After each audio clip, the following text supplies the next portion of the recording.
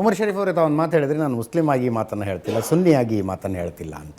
International ಲಾನ violation ಆಗಿದೆ ಅಂತ ಭಾರತ ಸ್ಪಷ್ಟ ನಿಲುವನ್ನು ತೆಗೆದುಕೊಳ್ಳಬೇಕಾಗಿತ್ತು ಇರಾನ್ ವಿಷಯದಲ್ಲಿ ಅಂತ. ಈ ಮಾತನ್ನು ನೀವು ಮುಸ್ಲಿಂ ಆಗಿ ಹೇಳ್ತಿಲ್ವಾ, ಸುನ್ನಿಯಾಗಿ ಹೇಳ್ತಾ ಇಲ್ವಾ? ನಾನು ಈ ಪ್ರಶ್ನೆಗೆ ಉತ್ತರ ಕೊಡೋಕ್ಕೆ ಕಾರಣ ಅಂದರೆ, ನಿಮಗೆ ಒಂದು ಉತ್ತರ ಕೊಡೋಕ್ಕೆ ಮುಂಚೆ ನಾನು ಏನು ಹೇಳಕ್ಕೆ ಬರ್ತೀನಿ ಅಂದರೆ, ಒಂದು ವೇಳೆ ಮೋದಿ ಅವರು ನೇತನ್ಯಾಹುನ್ನ ಭೇಟಿ ಆಗದೆ ಇದ್ದಿದ್ರೆ 3 ದಿನ ಮುಂಚೆ, ನಾನು ಪ್ರಧಾನಿ ಹತ್ರ ಒಂದು ಎಕ್ಸ್ಪ್ಲನೇಷನ್ ಕೇಳ್ತಿರ್ಲಿಲ್ಲ. ನನ್ನ ಪ್ರಶ್ನೆ ಅದಾಗಿರಲಿಲ್ಲ. ಅದೇ ಮೇನ್ ಏನಂದ್ರೆ, ಉಕ್ರೇನ್ ಆಗಲಿ, ಒಂದು ಎಕ್ಸಾಂಪಲ್ ಕೊಡ್ತೀನಿ, ಉಕ್ರೇನ್ ಆಗಲಿ ಇಲ್ಲ ಬೇರೆ ಎಲ್ಲಾದರೂ ಯುದ್ಧ ನಡೆಯುವಾಗ ನಮ್ಮ ಸ್ಟೇಟ್ಮೆಂಟ್ ಏನಂತ ನಾನು ಕೇಳಕ್ಕೆ ಅಷ್ಟು ಮುಂದೆ ಭಾರತದ ಪ್ರಧಾನಮಂತ್ರಿಗಳ ಇಸ್ರೇಲ್ ಭೇಟಿಗೂ ಇಸ್ರೇಲ್ನ ಇರಾನ್ ಮೇಲಿನ ದಾಳಿಗೂ ಏನು ಸಂಬಂಧ ಇದೆ? ಅದೇ ಪ್ರಶ್ನೆ ಇರೋದು. ಅದು ಯಾಕೆ 3 ದಿನ ಮುಂಚೆ ಹೋದ ನಂತರ ಇವರು ಸೈಲೆಂಟ್ ಆಗ್ಬಿಟ್ರು ಅಂತ, ಆಮೇಲೆ 5 ದಿನ ನಂತರ ಅವ್ರು ಯಾಕೆ ಹೋಗಿ ಆಮೇಲೆ ಬಂದು ನಾನು ಹೇಳೋದು ಅಲ್ಲ, ನೀವು ಕೇವಲ ಮಾನವೀಯತೆಯ ಆಧಾರದ ಮೇಲೆ, ಇಂಟರ್ನ್ಯಾಷನಲ್ ಲಾಗ್ ರೆಸ್ಪೆಕ್ಟ್ ಕೊಡುವುದರ ಆಧಾರದ ಮೇಲೆ ಇರಾನ್ ಮೇಲೆ ನಡೆದ ದಾಳಿಯನ್ನು, ಖಮೇನಿಯ ಕಗ್ಗೊಲೆಯನ್ನು ಭಾರತ ಖಂಡಿಸಬೇಕಾಗಿತ್ತು ಅಂತ ಹೇಳ್ತೀರಿ ಅನ್ನೋದಾದರೆ, ಅದಕ್ಕಿಂತ ಮುಂಚೆ ಒಂದು ದೇಶಕ್ಕೆ, ಸಾರ್ವಭೌಮ ದೇಶಕ್ಕೆ ನುಗ್ಗಿ ವೆನಿಜುವೆಲಾಗೆ ಹೋಗಿ ಅದರ ಪ್ರೆಸಿಡೆಂಟ್ನ ಹೊತ್ಕೊಂಡ್ಬಂದ್ರಿ ಇವರು. ಭಾರತ ಏನು ಸ್ಟ್ಯಾಂಡ್ ತಗೊಂಡಿದೆ ಅಂತ ಯಾರು ಕೇಳಿದ್ರಿ? ನೀವು ಕೇಳಿದ್ರೆ ಯಾರಾದ್ರು ಇದನ್ನು ಖಂಡಿಸಬೇಕಾಗಿತ್ತು? ಒಂದು ನಿಮಿಷ ಪ್ಲೀಸ್, ಕ್ವಶನ್ ಮುಗಿಸ್ತೀನಿ ನಾನು. ವೆನಿಜುವೆಲಾದ ಅಧ್ಯಕ್ಷರನ್ನ ಅಮೆರಿಕದ ಸೈನ್ಯ ಹೋಗಿ ಅವರ ಅರಮನೆಯಿಂದ ಎತ್ಕೊಂಡು ಬಂದಾಗ ಯಾರು ಬೀದಿಗಿಳಿದ್ರ? ಇಂಟರ್ನ್ಯಾಷನಲ್ ಲಾ ವೈಲೇಷನ್ ಆಯಿತು. 3 ದಿನ ಮಧುರವನ್ನ ಭೇಟಿಯಾಗಿಲ್ಲ ನಮ್ಮ ಪ್ರಧಾನಿ. ಒಂದು ವೇಳೆ 3 ದಿನ ಮುಂಚೆ ಮಧುರವನ್ನ ಭೇಟಿಯಾಗಿ ಬಂದ್ರು, ಇಲ್ಲ ಬಂದು ಅಮೆರಿಕನ್ ಪ್ರೆಸಿಡೆಂಟ್ ಅನ್ನು ಭೇಟಿಯಾಗಿದ್ರೆ ಅವಾಗ ನಾನು ಕೇಳ್ಬೋದು, ಯಾಕೆ ನೀವು ಅವಾಗ ಅವರ ಅಭಿಪ್ರಾಯ ನಾನು ಕೇಳಕ್ಕೆ ಮುಂದೆ ಬಂದಿಲ್ಲ ಅಂತ ನೀವು ಕೇಳ್ಬೋದು. ಇವಾಗ ಏನಂದ್ರೆ, ನಾವು ಸೈಲೆಂಟ್ ಆಗಿ ಸ್ಪೆಕ್ಟೇಟರ್ಸ್ ಆಗಿ ಇರ್ಬೋದು, ತೊಂದರೆ ಇಲ್ಲ. ಬಟ್ 3 days ಬಿಫೋರ್ ಅಲ್ಲಿ ಹೋಗಿ ನೇತನ್ಯಾಹುನ ಭೇಟಿಯಾಗಿ ಕನೆಕ್ಟೆಡ್ ರೀ, ಅದನ್ನೇ ಆಪ್ಟಿಕ್ಸ್ ಅಂತ ಕರೆಯೋದು. ಒಂದು ತಿಂಗಳ ಮುಂಚೆ ಒಂದೇ ನಿಮಿಷ ಭಾರತದ ಪ್ರಧಾನಮಂತ್ರಿಗಳು ಇಸ್ರೇಲಿಗೆ ಹೋಗುವುದು 1 ತಿಂಗಳ ಮೊದಲೇ ನಿಗದಿಯಾಗಿದ್ದ ಪ್ರವಾಸ ಕಾರ್ಯಕ್ರಮ. ಹಲೋ ಸುಸ್ಮಿ, ಕೇಳಿಸ್ಕೋ. ಇವರು ಹೋದ್ರು, ಬಂದ್ರು, ಬಂದ ನಂತರ ದಾಳಿ ಆಗಿದೆ. ಹೌ ಇಸ್ ಇಟ್ ಕನೆಕ್ಟೆಡ್ ಅಂತ ಕೇಳ್ತಿದಾರಲ್ಲ, immediately after the attack on Khamenei, ಎಲ್ಲರೂ ಒಂದ್ ಕಡೆ ಸೋಷಿಯಲ್ ಮೀಡಿಯಲ್ಲಿ ಓದಿದ್ರೆ ನಿಮ್ಗೆ ಗೊತ್ತಾಗತ್ತೆ, ಒಂದು ಸೆಕ್ಷನ್ ಮುಂದೆ ಹಾಗೆ ಮೋದಿ ಅವರು ಇಸ್ರೇಲ್ ಪರವಾಗಿದ್ದಾರೆ ಅಂತ ಘೋಷಣೆ ಮಾಡೋರು ಇದ್ರು. ಇವಾಗ ಸಂತಾಪ ಸೂಚನೆ ಕೊಟ್ಟ ನಂತರ ಇವಾಗ ಸೈಲೆಂಟ್ ಆಗಿದ್ದಾರೆ. ಒಂದು ವಿಷಯ. ಇದ್ರ ಜೊತೆಗೆ ಇನ್ನೊಂದು ವಿಷಯ, ನಮ್ಮ ಇರಾನ್ ಹತ್ರ ನ್ಯೂಕ್ಲಿಯರ್ ವೆಪನ್ಸ್ ಇದೆಯೋ ಇಲ್ವೋ ಅಂತ ನಾವು ಪ್ರಶ್ನೆ ಮಾಡುವಾಗ, ಇಸ್ರೇಲ್ ಹತ್ರ, which is not a signatory to the Treaty on Non-Proliferation of Nuclear Weapons, NPT ಅಡಿಯಲ್ಲಿ ಅವ್ರ ಸಿಗ್ನೇಟರಿ ಇಲ್ಲ. ಎಷ್ಟು ನ್ಯೂಕ್ಲಿಯರ್ ವೆಪನ್ಸ್ ಅವರಲ್ಲಿ ಇದೆ ಅಂತ ನೀವು ನೋಡಕ್ ಹೋದ್ರೆ, they have got nuclear weapons although they have not declared it. ಇದು ಇವರು ಅವರೇ ಇದ್ರ ಬಗ್ಗೆ ಎಕ್ಸ್ಪ್ಲನೇಷನ್ ಕೊಡಬೇಕಾಗಿರುತ್ತೆ. On what basis can Israel have the right for nuclear weapons? When they are questioning Iran of not having, ಅಂದ್ರೆ you are not suppose to have nuclear weapons ಅಂದ್ರೆ, ನೀವು ಹೇಗೆ ನ್ಯೂಕ್ಲಿಯರ್ ವೆಪನ್ಸ್ ಇಟ್ಕೊಂಡಿದ್ದೀರಾ ಅಂತ ಈ ಪ್ರಶ್ನೆಗೆ ಅವ್ರು ಉತ್ತರ ಕೊಡ್ಲಿ ಅಲ್ಲ, ಯಾರು ಕೊಡಬೇಕು? ಇಸ್ರೇಲ್ ಅವ್ರಿಗೆ ಪ್ರಶ್ನೆ ಮಾಡುವಾಗ ಕೂಡ ಅವ್ರೇನು ಗೊತ್ತಾ, ನಾವು ಇದನ್ನ ಡಿಸ್ಕ್ಲೋಸ್ ಮಾಡಕ್ ಆಗೋದಿಲ್ಲ, ಇವತ್ತವರೆಗೂ ಕ್ಲಿಯರ್ ಆಗಿ ಹೇಳಿಲ್ಲ ಅವರು, ನಮ್ಮಲ್ಲಿ ಇಷ್ಟಿದೆ ಇಷ್ಟಿಲ್ಲ ಅಂತ. ಸೊ ನಮ್ಮಲ್ಲಿ ಅದೊಂದು ಇಂಟ್ರೆಸ್ಟ್ ಇದೆ. ಹೌ ಇಸ್ ದಟ್ ಇಸ್ರೇಲ್ ಅಂದ್ರೆ ಏನು ಗೊತ್ತಾ, ಇಸ್ರೇಲ್ ಮುಸ್ಲಿಂ ಕಮ್ಯುನಿಟಿಗೆ ಏನಂದ್ರೆ, ಅವ್ರು ಬಂದು ದಬ್ಬಾಳಿಕೆ ಮಾಡಿ ಒಂದು ಸ್ಟೇಟ್ ಅನ್ನು ಫಾರ್ಮ್ ಮಾಡಿರುವ ಒಂದು Zionist organisation. We are not against Jews, first clear ಮಾಡ್ಕೊಳ್ತೀನಿ. ಜ್ಯೂಸ್ಗೂ ಫಸ್ಟ್ ಕ್ಲಿಯರ್ ಮಾಡ್ಕೊಳ್ತೀನಿ. ಇಲ್ಲ, ನಗ್ಬೇಕಾಗಿಲ್ಲ ಸ್ವಾಮಿ, ನಗ್ಬೇಕಾಗಿಲ್ಲ, ನಿಮ್ಗೆ ಇತಿಹಾಸ ಪುರಾವೆನೆ ಕೊಡ್ತೀನಿ. ನಮ್ಮ ಮನೆಗೆ ಬರುವಂತ ಸೊಸೆ ಒಬ್ಬ ಯಹೂದಿಯಾಗಿರಕ್ಕೆ ಅವಕಾಶ ಇದೆ ಇಸ್ಲಾಂನೊಳಗೆ. ಅಂದ್ರೆ ಅವ್ರ ಸೊಸೆ ಆಗ್ಬಿಡ್ಲೆ ಅವ್ರ ಮನೆಯವರೆಲ್ಲ ನಮ್ಮ ಸಂಬಂಧಿಕರಾಗ್ತಾರೆ. ಸೊ ಹಾಗಾಗಿ ಇಸ್ಲಾಂ ಧರ್ಮದಲ್ಲಿ ಸೂರ ಮಾಯ್ದನಲ್ಲಿ ಕ್ಲಿಯರ್ ಆಗಿ ಹೇಳಲಾಗಿದೆ, ನೀವು ಬಂದು ಅಹ್ಲೆ ಕಿತಾಬ್ ಯಹೂದಿಗಳ ಹೆಂಗಸರನ್ನ ಮತ್ತೆ ನಸಾರ ಅಂದ್ರೆ ಕ್ರೈಸ್ತರ ಹೆಂಗಸರನ್ನ ನೀವು ಮದುವೆ ಮಾಡ್ಕೊಳ್ಬಹುದು. ನಾಚಿಕೆ ಆಗೋದಿಲ್ಲ ಈ ತರ ಮಾತಾಡೋದಕ್ಕೆ? ರಬಿಶ್. ಅವ್ರ ಮಕ್ಕಳು ನಿಮ್ಮ ಮಕ್ಕಳೇ, ಅವರ ತಂದೆ ತಾಯಿಯರು ನಿಮ್ಮ ಸಂಬಂಧಿಕರು. ಸೊ ಹಾಗಾಗಿ in fact the golden age of the Jews was under the Islamic Spain. ಎಲ್ಲಿ ಬೇಕಾದ್ರೆ ನೀವು ನೋಡ್ಕೊಳ್ಳಿ, ಇಸ್ಲಾಮಿಕ್ ಸ್ಪೇನ್ ನಲ್ಲಿ ಅದರ ಅಡಿಯಲ್ಲಿ the golden age of Jews, ಯಹೂದಿಗಳ ಗೋಲ್ಡನ್ ಏಜ್.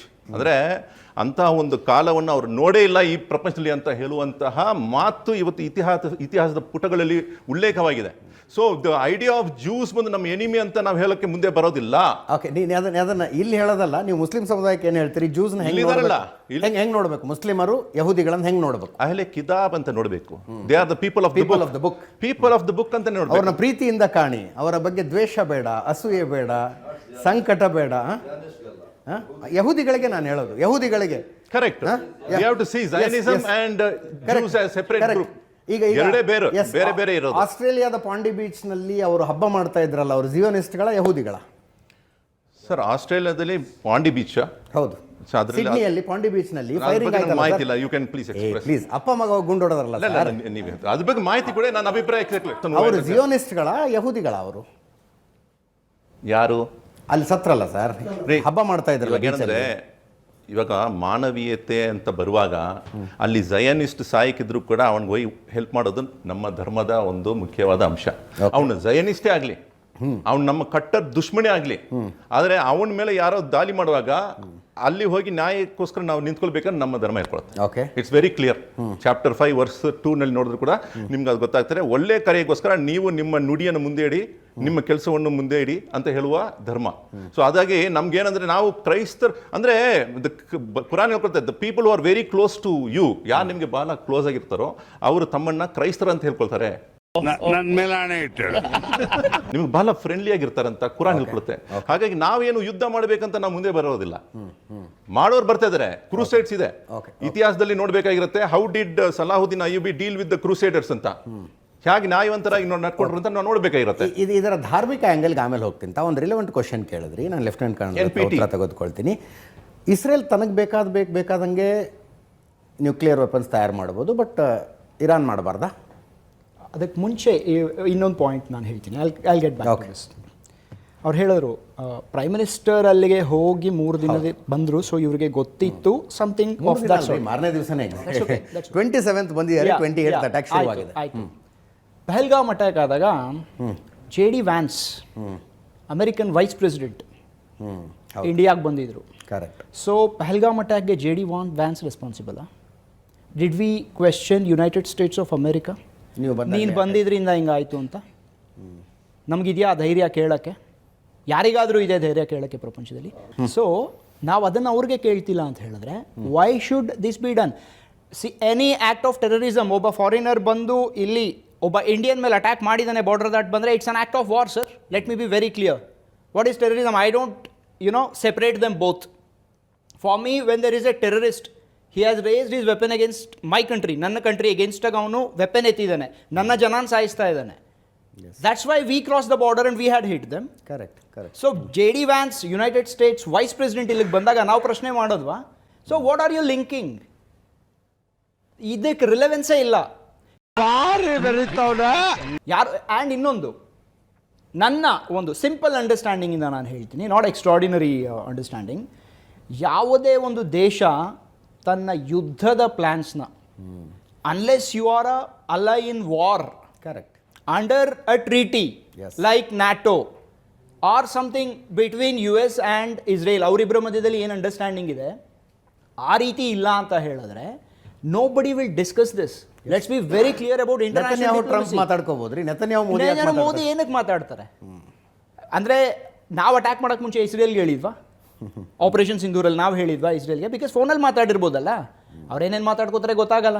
ಇವ್ರು ಹೋಗಿ ಬಂದರು ಅಂತ ನಾವು ಅದನ್ನು ಹೇಳ್ತಿದ್ದೀವಿ. Is it valid? ನಾವು coming to his question, nuclear proliferation treaty Israel ಹತ್ರ ಇಷ್ಟೊಂದಿದೆ, ಆದರೆ ಇರಾನ್ಗೆ ಯಾಕೆ ಅವ್ರು ಬಿಡ್ತಿಲ್ಲ ಅಂತ.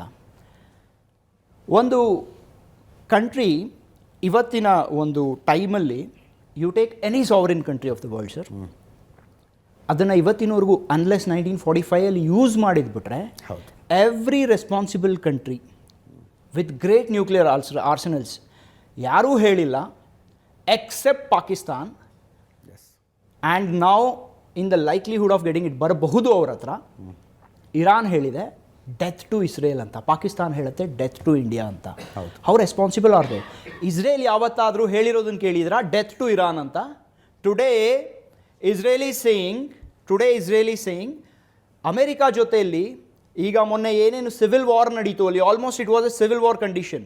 If the reports are to be believed, near 12,000 people in Iran who are Iranian citizens were killed by IRGC in a month. In a month. ಇದಾಗಿದೆ ಅಂತ ಹೇಳಿದ್ರೆ what regime is that? ನೀವು ನಿಮ್ಮ ಜನನೇ ಸಾಯಿಸ್ತಿದ್ದೀರಾ. ಹೋಗ್ಲಿ, ನೀವು ಚೆನ್ನಾಗಿದ್ದೀರಾ? ನೀವು ಚೆನ್ನಾಗಿದ್ದಿದ್ರೆ ನೀವೇ 12,000 ಜನನ ಸಾಯಿಸುವಂಥ ಪರಿಸ್ಥಿತಿ ನಿಮ್ಗೆ ಏನಕ್ಕೆ ಬರ್ತಾ ಇತ್ತು? ಇಸ್ರೇಲ್ ಯಾವತ್ತೂ ಹೇಳಿಲ್ಲ ಅವ್ರ NPT ಸಿಗ್ನೇಟ್ರಿ ಅಲ್ಲ, ಫೈನ್, ಅಕ್ಸೆಪ್ಟೆಡ್. ಈ ಬಡತವಿಂದ ದೇಶ ಉದ್ಧಾರ ಆಯ್ತದ. ಬಟ್ ಯಾರ ಮೇಲಾದರೂ ಯೂಸ್ ಮಾಡ್ತೀನಿ ಅಂತ ಹೇಳಿದ್ಯಾ? ಇರಾನ್ ಮೇಲೆ ನಾನು ಯೂಸ್ ಮಾಡ್ತೀನಿ ಅಂತ ಹೇಳಿದಾರಾ? ಇಲ್ಲ ಬೇರೆ any country in the middle east? ಯಾಕಂದರೆ they are surrounded by hostiles. There is no friendly nation for Israel. ಯಾರ ಮೇಲಾದರೂ ಹೇಳಿದ್ಯಾ ಅದು? ನಾವು that is what is called as a responsible nuclear nation. And India is one. ನಾವು ಯಾವತ್ತೂ ಹೇಳಿಲ್ಲ that we will first use nuclear weapons, but now ಹೇಳ್ತೀವಿ with our second strike capability we will wipe you out of the global map. That we will say. Okay, ನಮ್ಮ ಮೇಲೆ nuclear attack ಆದ್ರೆ that's the difference. ನಿಮಗೆ ಬೇಕಾ? ನೀವು peaceful ರೀಸನ್ಸ್ಗೋಸ್ಕರ ನೀವು ಸುಳ್ಳೇನಕ್ಕೆ ಹೇಳ್ತಿದ್ದೀರಾ? Death to Israel ಅಂತ ಹೇಳ್ತೀರಾ, ನೀವು ಮಾಡ್ತಿದ್ದೀರಾ ಅಂತ ಒಪ್ಕೋತಾನೆ ಇಲ್ಲ. Then why did you kick out IAEA officials? ಅವರ ಒಂದು ಮಾನಿಟರಿಂಗ್ ಮೆಕ್ಯಾನಿಸಮ್ ಏನಿತ್ತು, ನೀವೇನಕ್ಕೆ ನಿಲ್ಸಿದ್ರಿ ಅದನ್ನು? Why did Iran stop it? ನೀವು ಅದನ್ನು ಮಾಡ್ತಿಲ್ಲ ಅಂತ ಹೇಳಿದ್ರೆ why did you stop it? So ನಾವು that's called as responsibility.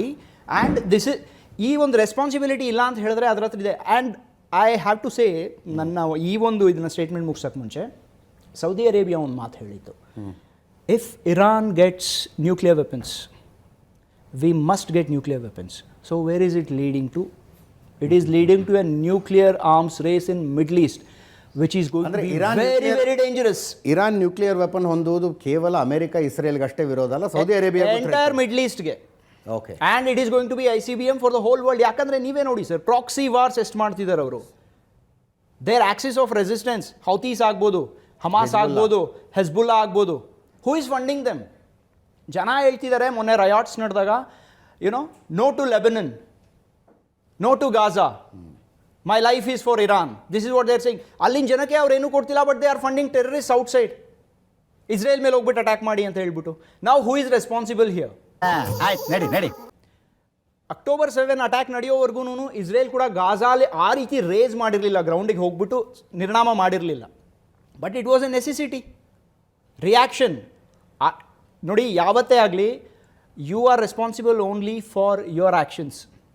Reactions ಏನೇನು ಬರುತ್ತೆ ಅದನ್ನು ನಾವು ಕಂಟ್ರೋಲ್ ಮಾಡೋಕ್ಕಾಗಲ್ಲ. ಬಟ್ ಸ್ಟಿಲ್ ಸುನಿಲ್ ಪಂಡಿತ್ ಅವರೇ, ಗಾಜಾದಲ್ಲಿ ಮಕ್ಕಳ ಸಾವುಗಳನ್ನು ನೋಡೋದಕ್ಕೆ sir, I am not justifying it. Sir, ways are questionable. Heart bleeds ಆ ಮಕ್ಕಳು. ಸರ್, ನನಗೂ ಆಗುತ್ತೆ. I am not justifying the killing sir. Nobody should die. ನಾನು ಫಸ್ಟ್ ಸ್ಟೇಟ್ಮೆಂಟಲ್ಲೇ ಹೇಳಿದೆ, ಯಾರೂ ಸಾಯಬಾರ್ದು, ಯಾರೂ ಆದರೆ ಈ ರೀತಿ ಅವ್ರು ಮಾಡ್ಬೋದು ಅಂತ ಯಾರು ಇಸ್ರೇಲ್ ಮೇಲೆ ಫಸ್ಟ್ ಅಟ್ಯಾಕ್ ಮಾಡಿದ್ರು ಅವ್ರಿಗೆ ದೂರದೃಷ್ಟಿ ಇರಲಿಲ್ವಾ? ಸುಮ್ಮನೆ ಎಲ್ಲೋ ಸರ್ ಮ್ಯೂಸಿಕ್ ಫೆಸ್ಟಿವಲಲ್ಲಿ ಇದ್ರು, ಹೇಗೆ ಎಳೆದು ಸಾಯಿಸಿದ್ರು ಅದನ್ನು. ನೀವೇ ರಿಪೋರ್ಟ್ ಮಾಡಿದ್ರಿ. I have seen that. I been to that place twice. Yes, ನೀವೇ ರಿಪೋರ್ಟ್ ಮಾಡಿದ್ರಿ ಅದನ್ನು. ಆ ಸಾವುಗಳು ಇಸ್ ದಟ್ ಜಸ್ಟಿಫೈ?